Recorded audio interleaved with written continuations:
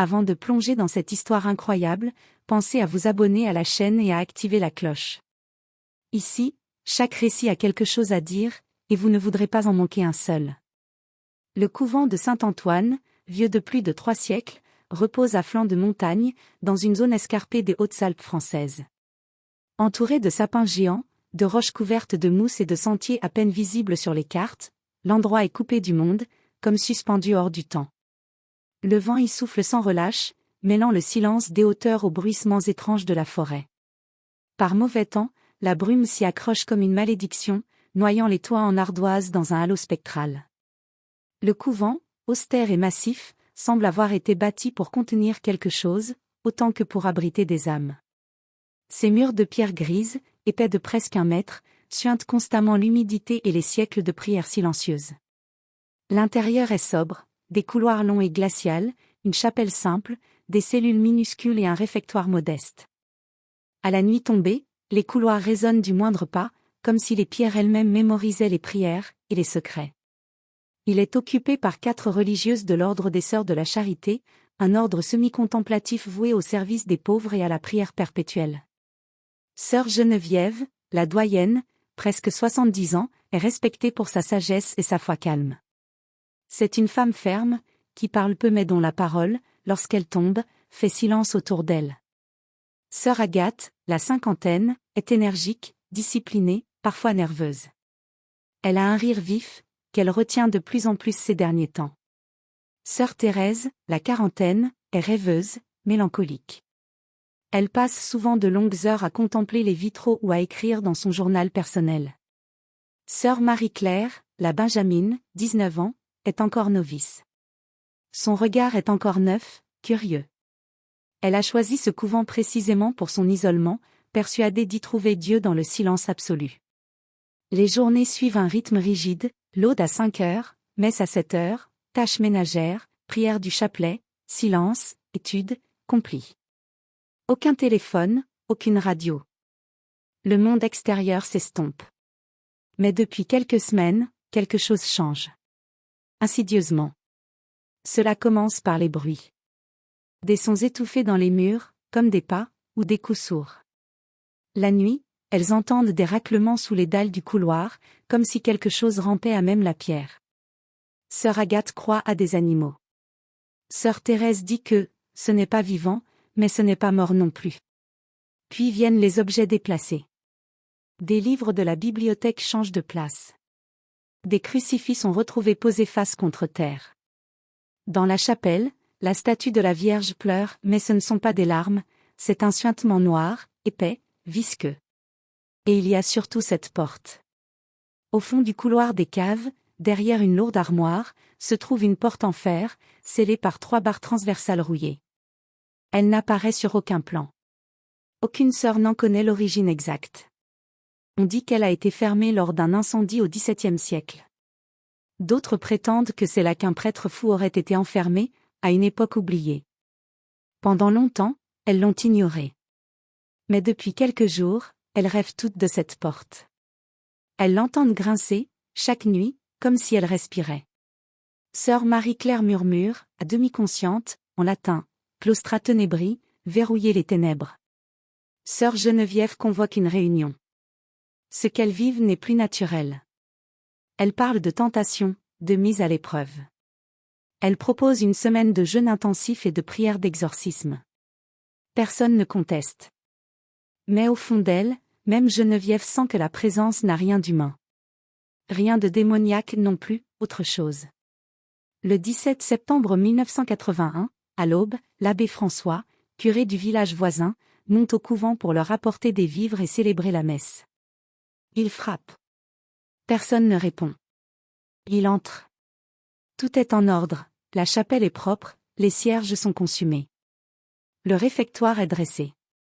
Le repas du matin est posé sur la table, encore tiède. Les cellules sont intactes, les lits faits. Aucune trace de lutte.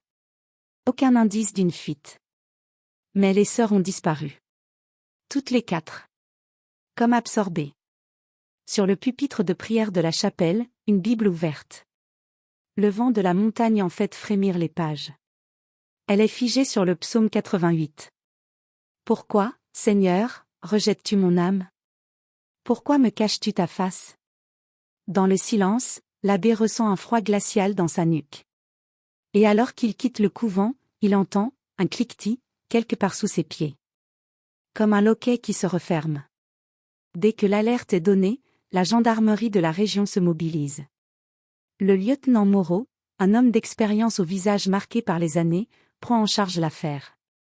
À ses côtés, une petite équipe de gendarmes parcourt chaque recoin du couvent et des alentours, déterminés à comprendre ce qui a bien pu arriver aux 4 religieuses.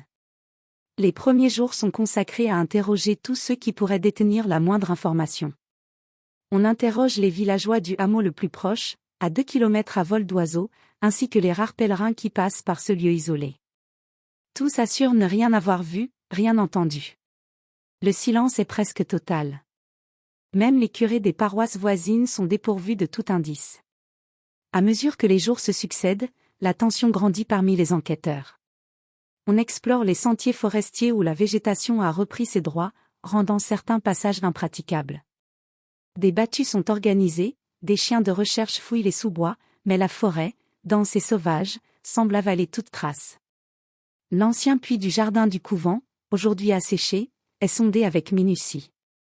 Mais au fond, aucune trace de corps, ni d'objet qui pourrait expliquer la disparition. Aucune empreinte récente ne subsiste sur le sol boueux ni autour des vieux murs. Les pistes s'épuisent. Peu à peu, l'enquête bute contre un mur d'indifférence et de peur. Dans le village, les langues se délient à demi-mot, mais jamais sur les détails. Certains murmurent que le couvent était maudit, d'autres que des phénomènes étranges s'y produisaient. Des familles ferment leurs volets plus tôt, des enfants évitent les sentiers qui mènent aux vieux bâtiments. L'affaire devient vite un poids trop lourd pour la petite gendarmerie locale. Face à l'absence de preuves, au mystère qui s'épaissit, les supérieurs préfèrent classer l'enquête. Officiellement, il est dit que les sœurs ont probablement fui, ou qu'elles ont été victimes d'un accident inexpliqué, sans preuve tangible. Le couvent est alors fermé. Ses portes sont murées, les fenêtres scellées. L'Église elle-même semble vouloir enterrer l'affaire, comme si révéler la vérité risquait de déstabiliser les fidèles. Des rumeurs courent, des consignes ont été données de ne plus s'approcher du lieu, de ne pas parler de ces événements au grand public. Les années passent. 28 longues années durant lesquelles le couvent de Saint-Antoine tombe dans l'oubli. La nature reprend ses droits. La mousse s'étend sur les pierres, les arbres poussent à travers les fissures, et les ronces envahissent l'allée principale. Le silence s'impose plus lourd que jamais. Dans les villages alentours, les noms des sœurs disparaissent peu à peu des conversations. Les jeunes générations ne savent même plus qu'elles ont existé. Pour eux, Saint-Antoine n'est plus qu'un lieu mythique, une légende urbaine racontée au coin du feu. Seuls les anciens, ceux qui ont vécu ces événements de près ou de loin, continuent de parler des « sœurs disparues ». Mais ils le font à voix basse, les yeux baissés, comme s'ils redoutaient que le simple fait d'en prononcer le nom attire un malheur. Leur voix porte cette ombre de peur ancienne, ce poids d'un secret que l'on préfère ne pas dévoiler. Pour eux, Saint-Antoine n'est plus un couvent. C'est une blessure ouverte dans le tissu du temps, un lieu où la lumière n'est jamais revenue. Printemps 2009, cela faisait des années que le couvent de Saint-Antoine dormait, figé dans l'oubli. Ses pierres rongées par le temps, son clocher muet, ses vitraux ternis par la poussière. La nature y avait repris ses droits, mais quelque chose, dans l'air, semblait résister à l'usure. Quelque chose attendait. Le père Damien Lefort, 33 ans, avait été choisi par l'évêché de Gap pour mener un projet ambitieux, réhabiliter ce lieu tombé dans le silence et en faire un centre spirituel de retraite. Il était connu dans le diocèse pour son érudition, son calme, sa foi profonde et surtout pour sa fascination pour le patrimoine oublié de l'Église. Il n'avait pas peur des murs anciens ni des histoires qu'il murmurait. Mais lorsqu'il évoqua l'affaire des 4 sœurs disparues auprès de ses supérieurs, la réponse fut sèche, presque tranchante. N'en parle pas, prie, béni, et reconstruit. À son arrivée au couvent, un silence lourd l'accueillit. Pas le silence apaisant des monastères, mais un silence épais, dense, presque vivant. Dès les premiers pas dans la cour envahie d'herbes folles, Damien sentit une pression invisible s'abattre sur ses épaules. Le vent, glacial malgré le printemps, semblait siffler entre les murs comme une voix étranglée. Les volets, pourtant cloués, claquaient parfois sans raison apparente. La première nuit, il s'installa dans l'ancienne cellule de la doyenne, sœur Geneviève. Malgré la fatigue, il dormit mal. À 3 reprises, il fut réveillé par le son distinct d'un chapelet tombant sur la pierre, alors qu'il n'y en avait aucun dans la pièce. Au petit matin, un crucifix qu'il avait accroché au-dessus de son lit gisait au sol, brisé net. Jour après jour, les phénomènes s'intensifièrent. Des bruits de pas résonnaient dans le couloir des cellules alors qu'il était seul. Parfois, il entendait comme une rumeur de prière, provenant de la chapelle, pourtant fermée à clé.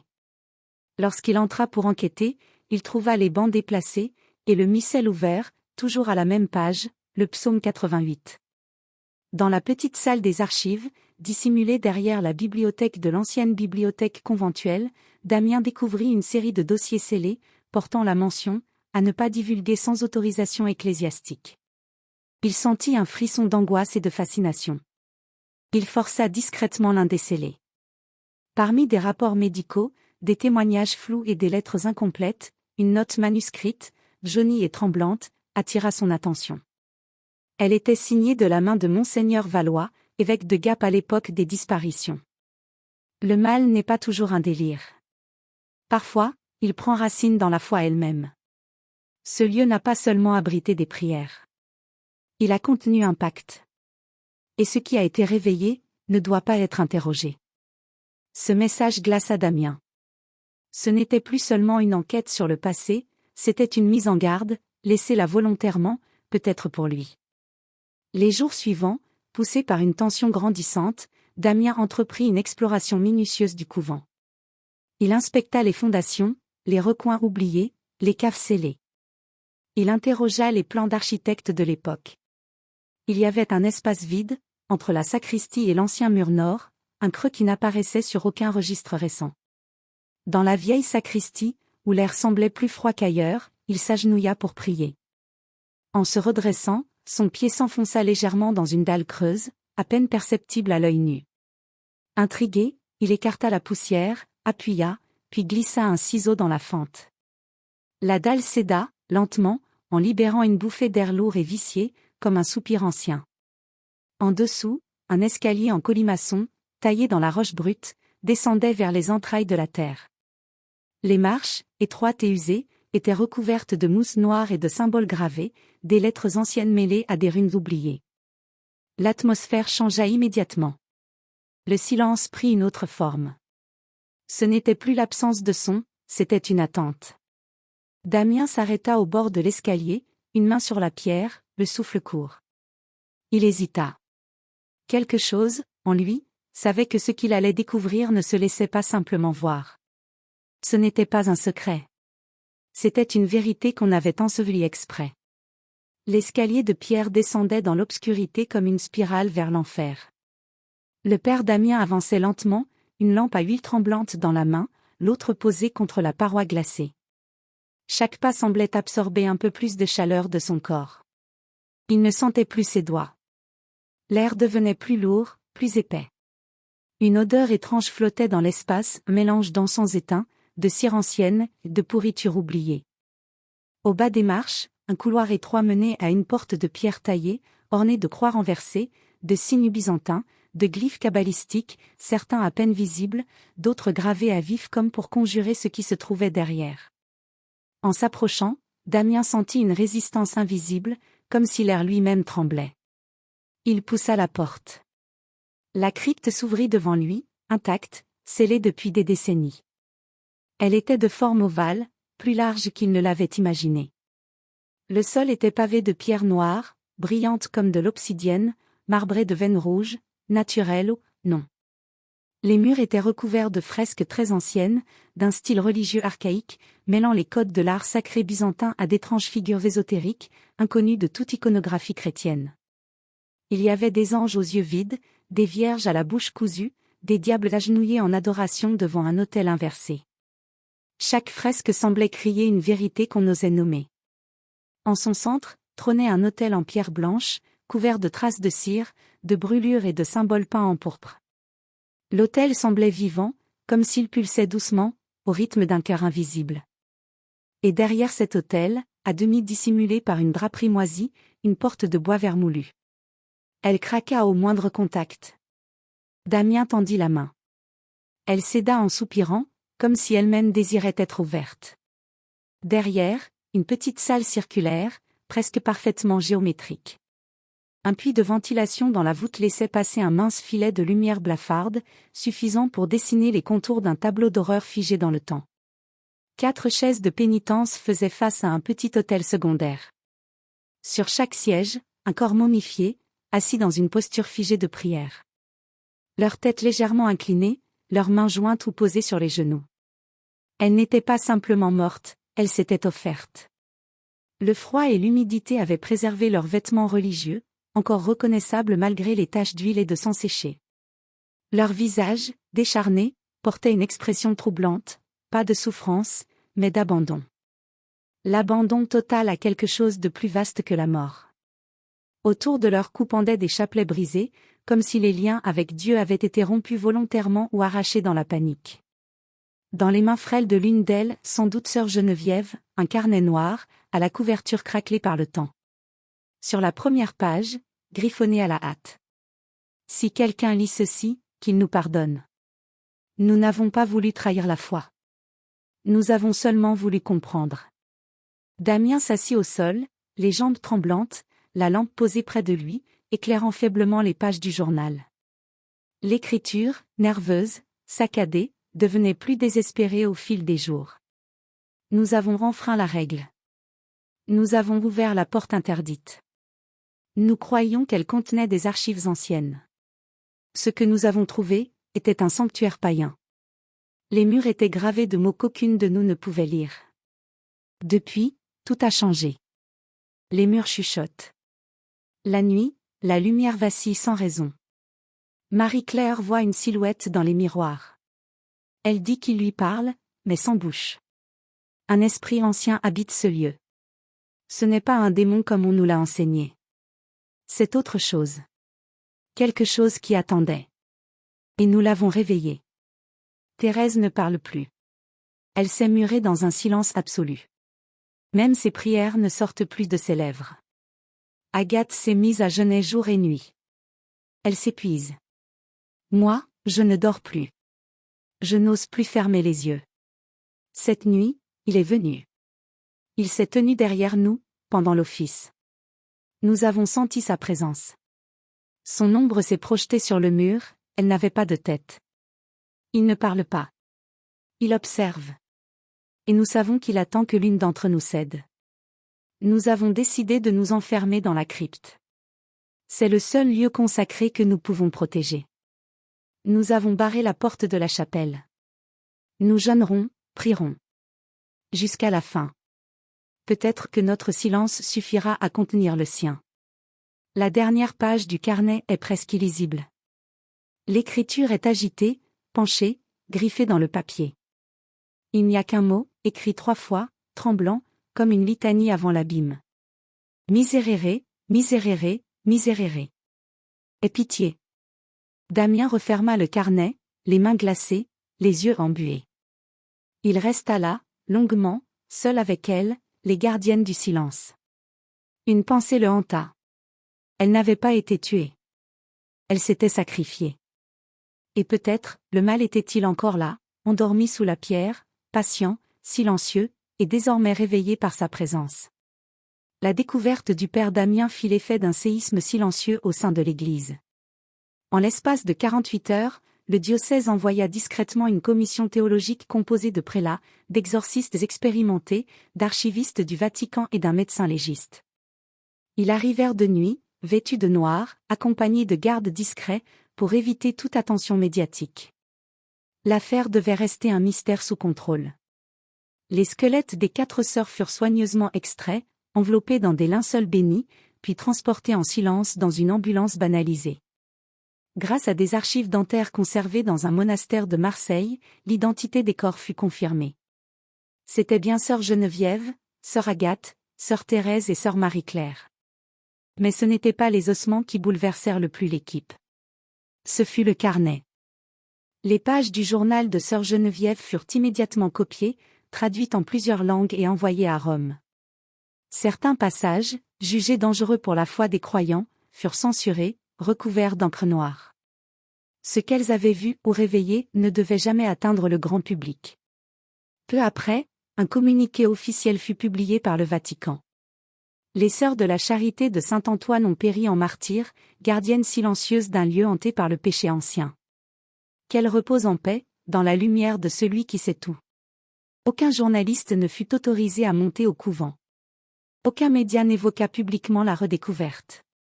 Officiellement, le projet de centre spirituel fut reporté indéfiniment pour raisons structurelles et climatiques. Quelques jours plus tard, la crypte fut scellée à nouveau. Non pas avec du béton, mais avec un rituel ancien, pratiqué par un exorciste âgé venu de Sicile. Il récita pendant plusieurs heures des prières en latin mêlées à des fragments araméens et coptes. Sur les portes, il grava des symboles ésotériques rarement utilisés par l'Église contemporaine, des sceaux d'enfermement, interdits depuis le Concile de Trente. Enfin, les entrées du couvent furent murées. Des signes religieux furent placés à l'envers à certains endroits, une vieille tradition médiévale, non pas pour bénir, mais pour repousser. Les archives du diocèse furent modifiées.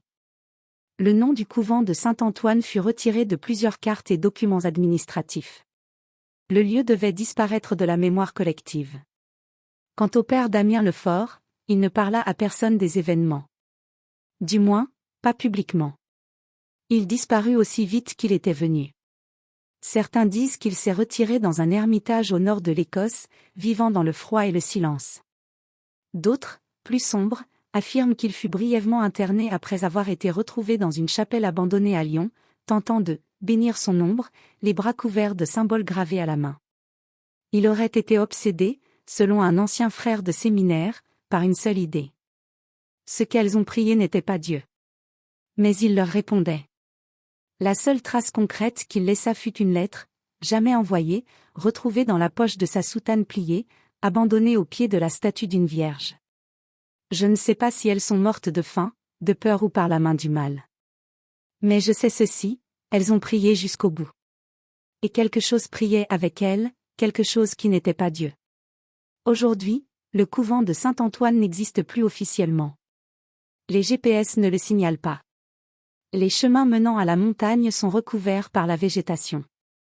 Les cartes modernes montrent un simple terrain boisé, sans nom. Mais les anciens savent. Les villageois n'en parlent jamais à voix haute. Ils interdisent à leurs enfants d'y aller, même par curiosité. Les rares chasseurs qui s'y sont aventurés racontent, à voix basse, des choses étranges. Certains disent avoir entendu la cloche du couvent sonner, partant de brume, alors qu'elle fut descendue et fondue en 1991. D'autres affirment avoir vu, entre les vitraux brisés de la chapelle, 4 silhouettes agenouillées, immobiles, figées dans une éternelle prière. Toujours les mêmes. Toujours silencieuses. Et parfois, lorsque le vent souffle depuis la montagne, un murmure descend vers le village. Un mot, répété 3 fois, dans une langue oubliée. Miserere. Miserere. Miserere.